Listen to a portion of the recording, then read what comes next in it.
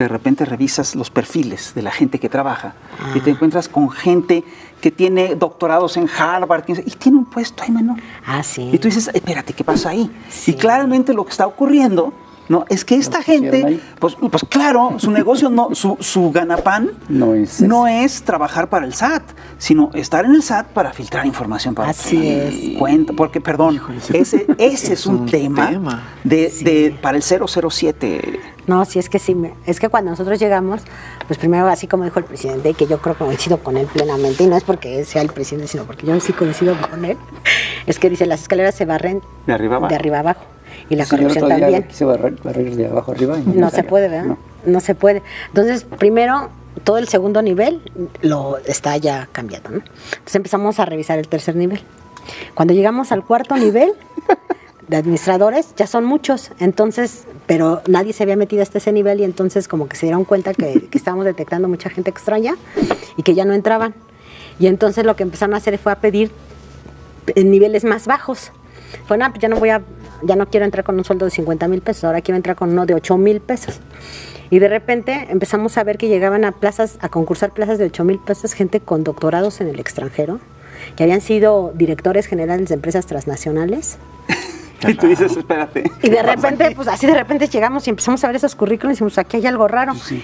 Entonces, bueno, dijimos, no, pues a ver, ¿desde cuándo están entrando? Ya empezamos a ver y todos van para afuera, ¿no? El SAT nunca había presentado, por ejemplo, nunca una denuncia de contrabando. La primera denuncia de contrabando que nosotros presentamos fue en marzo del 2020. Históricamente, o sea, en toda la historia del SAT, nunca había presentado una denuncia de contrabando.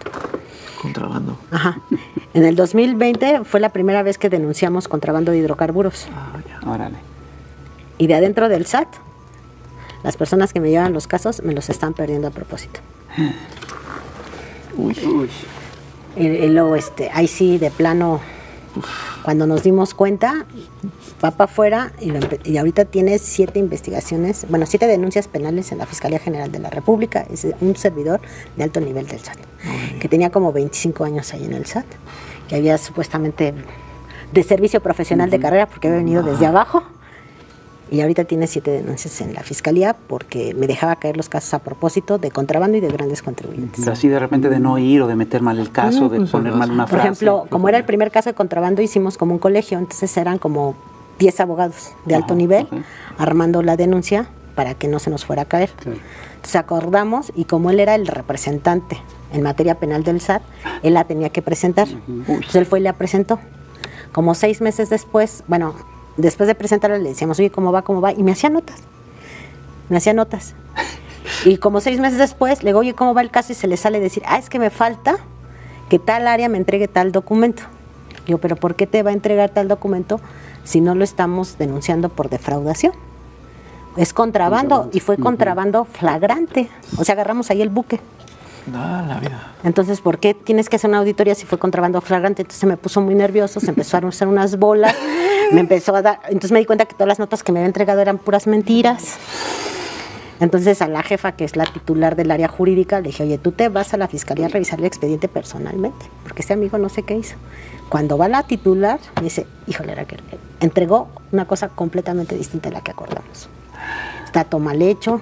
No integró las pruebas, las que entregó las entregó fuera de procedimiento. Entonces, cuando tú entregas pruebas fuera de procedimiento, se descalifican y ya no las puedes volver a usar. Híjole, no manches.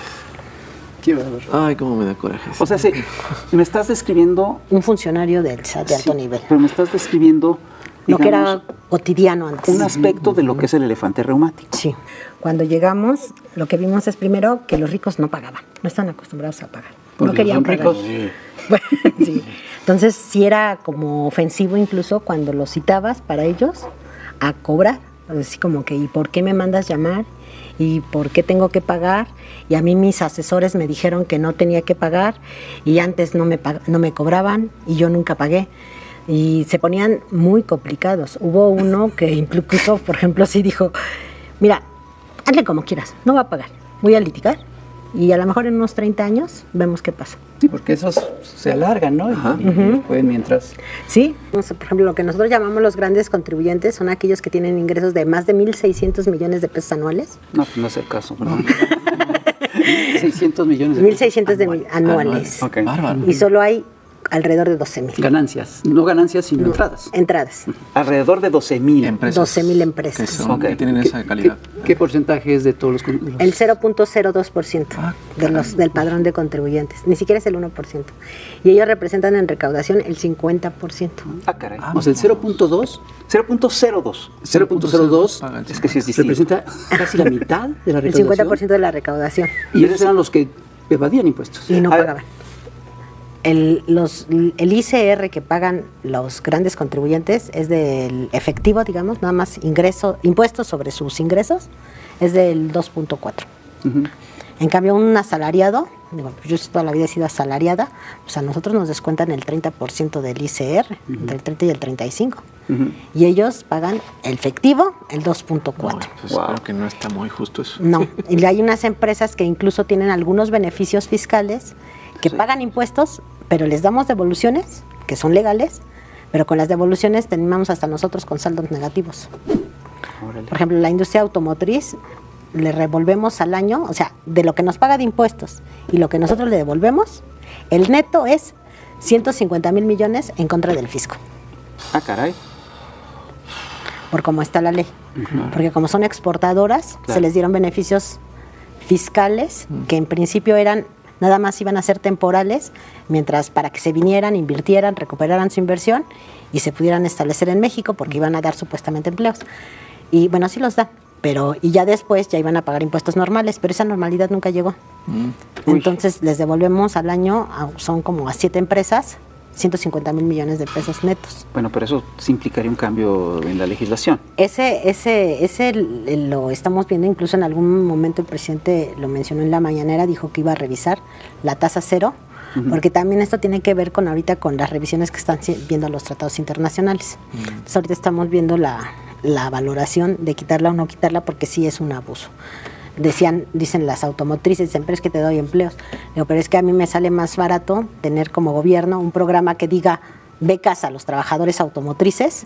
Digo, les damos el mismo sueldo a todos sus empleados y a ustedes también como ejecutivos, y nos cuesta menos de 150,000 millones de pesos. Claro. O sea, nos sale más barato.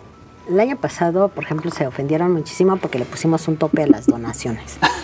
Porque sí, efectivamente, para no pagar, hacían donaciones. Pero es que donaban ellos mismos, porque resulta que a quien donaban era una... A la fundación privada. Exacto, sí, claro. Luego lo que teníamos mucho es que los que eran los directores de las fundaciones reportaban más donativos que los que donaban. O sea, donaban 3 millones de pesos y reportaban 6 millones de pesos, ¿no? Ah, caray. Y entonces ya les teníamos que dar devoluciones. Entonces era un abuso y no se revisaban los donativos triple, antes. No, nadie revisaba donativos. No.